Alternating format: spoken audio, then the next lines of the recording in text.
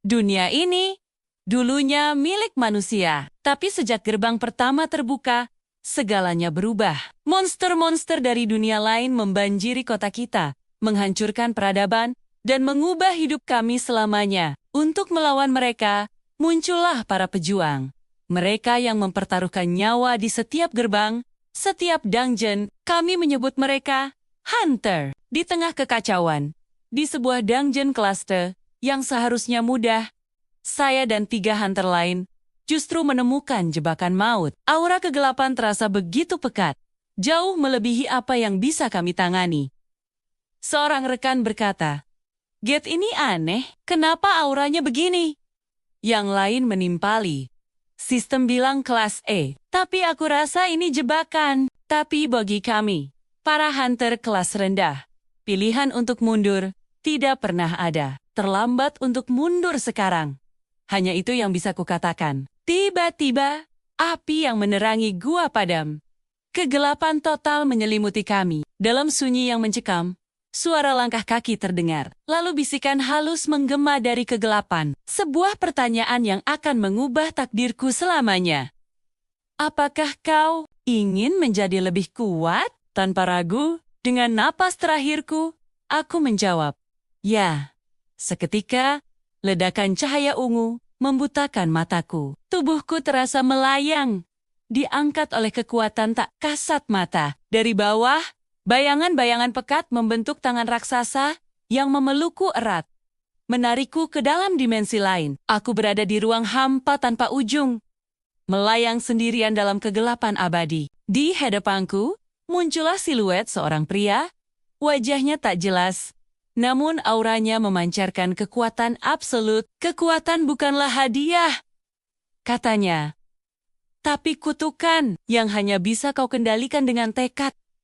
Aku bertanya dengan gemetar, "Siapa kau?" Dia hanya menjawab, "Aku adalah warisan dari mereka yang berdiri sendirian." Setelah itu, bayangannya memudar, dan aku terjatuh kembali ke dunia nyata. Aku terbangun di lantai dungeon yang dingin. Rekan-rekanku, semuanya tewas. Tapi ada yang aneh, bayangan mereka bergerak. Saat itulah aku sadar. Aku pikir aku telah mati.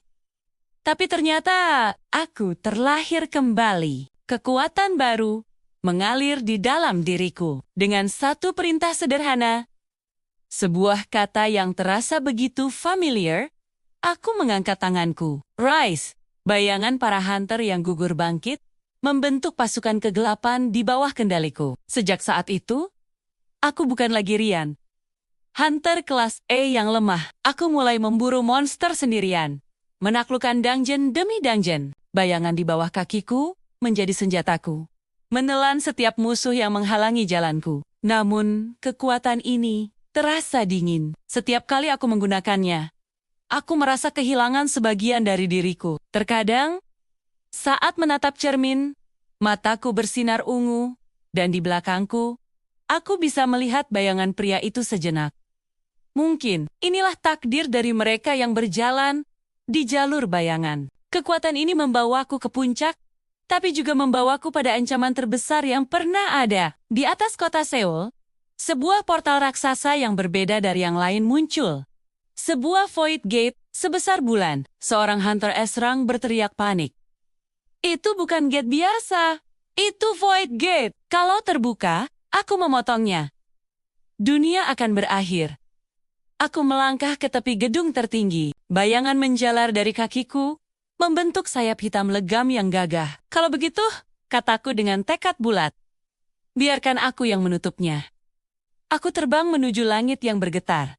Dikelilingi pasukan bayanganku yang setia, petir hitam menyambar di sekelilingku saat aku berteriak, "Bangkitlah, pasukanku!" Pasukan bayangan melesat ke arah Void Gate, bertempur dengan makhluk-makhluk mengerikan dari kehampaan. Untuk pertama kalinya dalam hidupku, aku tidak berjuang demi kekuatan. Aku berjuang demi dunia yang bahkan tak pernah mempercayaiku. Aku menembus inti gate, membiarkan energi liar meretakkan tubuhku. Dengan sisa kekuatanku, aku berbisik, kalau aku harus menjadi bayangan, biarlah aku jadi bayangan yang melindungi mereka.